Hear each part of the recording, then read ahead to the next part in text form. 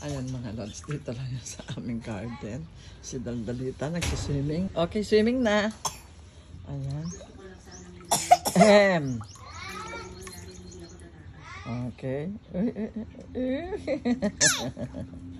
Okay po, ayan. Okay, swim na. Let's swim na. Okay. Ayan. Oh, ganyan lang. Ayan, ganyan lang. Huwag kang humihiga. Ganyan lang. Ayan, okay. Oh. Oh. Ay, happy na siya ng ganyan. At least siya lang naliligo. Walang ano. Walang ano. Walang...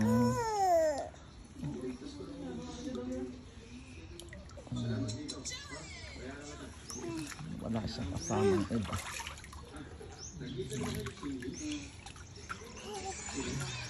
Ay, ang dami namin sobrang init. Ano namamat? Ang tetegi.